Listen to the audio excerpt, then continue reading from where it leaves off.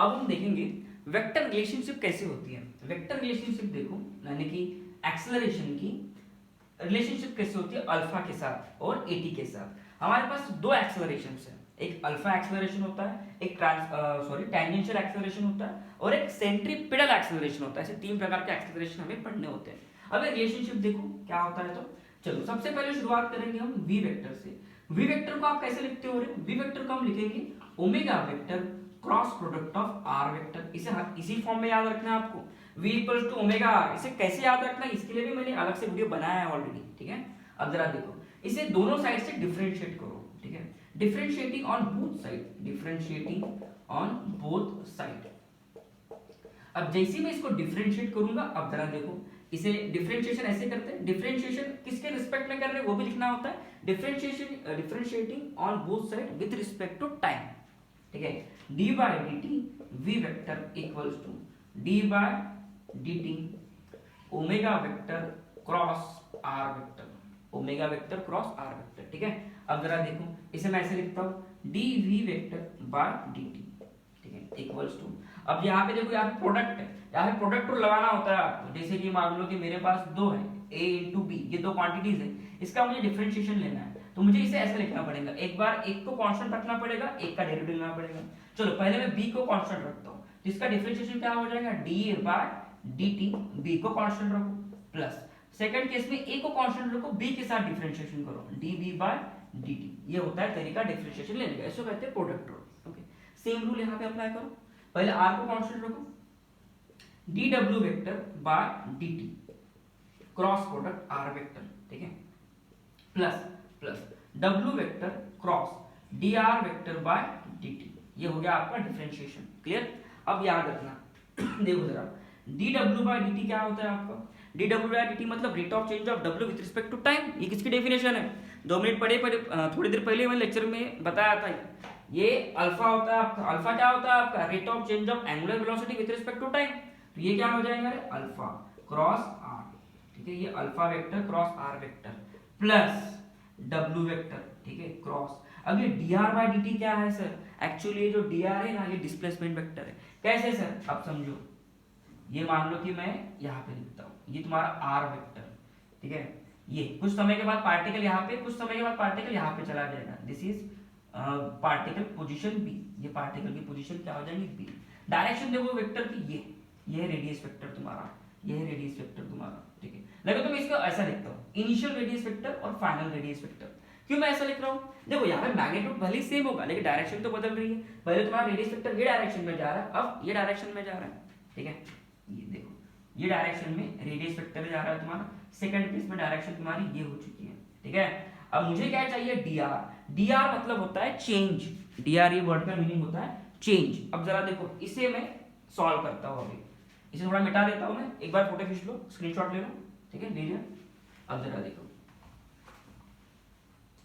अब ये जो वेक्टर था तुम्हारा, ये था तुम्हारा इनिशियल r वेक्टर और ये था तुम्हारा फाइनल r वेक्टर, ठीक है। अब dr वेक्टर क्या होता है? dr मतलब चेंज इन रेडियस वेक्टर। तो मैं इसे ऐसे लिखूंगा, r final vector minus r initial vector. अब दो वेक्टर का सब्ट्रैक्शन कभी होता है नहीं, दो वेक्टर का सब्ट्रैक्शन नहीं होता है, कि दो वेक्टर का एडिशन करना पड़ता है। यानी कि मुझे इसका ऐसा लिखना पड़ेगा, rf vector plus in bracket minus ri vector, clear.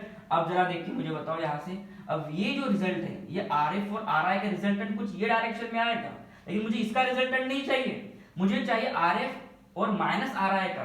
किसी वेक्टर को जब मैं माइनस साइन जोड़ देता हूं तो उसे रिवर्स करना होता है। यानी कि ये डायग्राम में देखो, अभी पहले ये ri वेक्टर ऐसे है और ये तुम्हारा rf वेक्टर ऐसे है।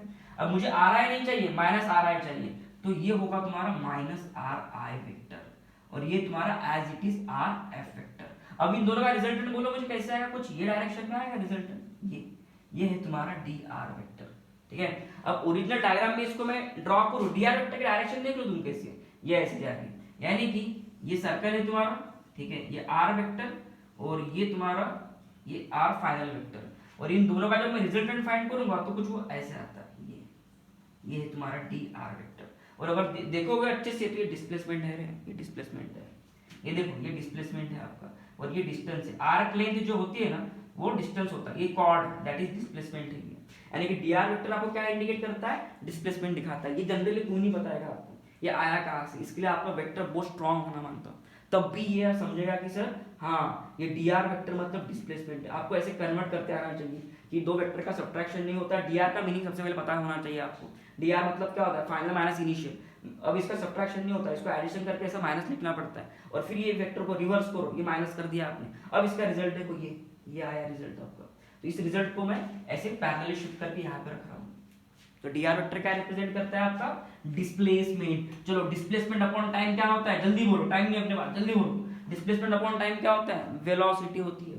तो ये होगी आपकी वेलोसिटी। देखो तो यहाँ पे साइड में लिख दो, dr वेक्टर क्या रिप्रेजेंट कर रहा है, डिस्प्लेसमेंट रिप्रेजेंट कर रहा है, और डिस्प्लेसमेंट अपॉन टाइम क्या होता है, डिस्प्लेसमेंट अपॉन टाइम। ये देख लो, डिस्प्लेसमेंट अपॉन टाइम क्या होता है, वेलोसिटी वेक्टर। मैंने लिख दिया वेलोसिटी वेक्टर, ठीक है। अब ये क्या है sir, dv by dt, rate of change of velocity with respect to time क्या होता है, एक्सेलरेशन होता है, ठीक है। ये क्या होता है, एक्सेलरेशन होता है, एक्सेलरेशन। अब ये जो एक्सेलरेशन मिला मुझे, अब जरा देखो, ये एक्सेलरेशन को मैं कुछ इस तरह, ये होगा तुम्हारा वेक्टर फॉर्म, एक्सेलरेशन का वेक्टर फॉर्म। अब ये जो पहली टर्म है, ये पहली टर्म है, इसे कहा जाता है सेंट्रीपिटल एक्सेलरेशन। इसे कौन सा एक्सेलरेशन कहा जाता है, सेंट्रीपिटल। ये सेंट्रीपिटल क्यों है, क्या है, कैसे है, मैं बताऊंगा इसके नेक्स्ट वीडियो में, या मेरे ख्याल से पहले वीडियो में मैंने बताया होगा। ये अभी पहले से इतने टर्म्स को समझो कि इसको वेक्टर फॉर्म में लिखते कैसे हैं, बोर्ड में इसका सवाल आता है। इसे कहा जाता है टेंजेंशियल, सॉरी मैंने कुछ तो भी गड़बड़ कर दिया, ये होता है अपना tangential acceleration, alpha into R tangential acceleration. इसे कहा जाता है सेंट्रीपिटल एक्सेलरेशन, और ये जो एक्सेलरेशन है अपना, ये होता है ए नेट एक्सेलरेशन। यानी कि ए नेट जो होगा आपका, वो होगा A T vector plus A C vector, ये हो गया आपका नेट एक्सेलरेशन। अब इसको दिखाओगे कैसे तुम डायग्राम में, देखो इसको स्क्रीनशॉट ले लो, लिख लिया इसको, पॉज करके वीडियो, चलो नेक्स्ट। अब समझो इसको लिखते कैसे और इसको डायग्रामेटिकली कैसे दिखाया जाता है। ये तो ध्यान में आ गया ना, ए नेट वेक्टर, यहाँ पे लिखता हुआ final result, A net vector is what, A tangential vector plus A C vector, clear. अब इसका मैग्नीट्यूड कैसे फाइंड करोगे, ए नेट का मैग्नीट्यूड होगा कुछ इस तरीके से, A T vector plus A C vector, ठीक है। अब इसका मैग्नीट्यूड ऐसे क्यों आया सर, अब समझो, एक एक चीज में ओपन करते जाता हूँ। अब मान लो कि ये तुम्हारा सर्कल है, चलो पार्टिकल तुम्हारा यहाँ पे, ये टॉप मोस्ट पोजीशन पे, सेंट्रीपिटल एक्सेल, और पार्टिकल तुम्हारा ऐसे घूम रहा है, ठीक है, क्लॉकवाइज डायरेक्शन में, सॉरी एंटी क्लॉकवाइज डायरेक्शन में। तो तुम्हारा सेंट्रीपिटल एक्सेलरेशन कैसे होगा, centripetal acceleration is always towards the centre, ये सेंटर की तरफ जाता है तुम्हारा सेंट्रीपिटल एक्सेलरेशन। और एटी कैसे होता है, नाम से समझ में आता है, एटी को एटी क्यों कहा जाता है, इसको कहा जाता है टेंजेंशियल एक्सेलरेशन। इसे क्या कहा जाता है, टेंजेंशियल एक्सेलरेशन। टेंजेंशियल क्यों सर, क्योंकि सरफेस को टेंजेंट होता है ये डायरेक्शन में, ए टी सरफेस को टेंजेंट होता है, ठीक है। तो ये ए नेट कैसे आएगा, ए नेट की डायरेक्शन कुछ ये होगी, ए नेट की डायरेक्शन ये है तुम्हारा ए नेट, और ये ए टी और ए सी, याद रहेगा, सिंपल है।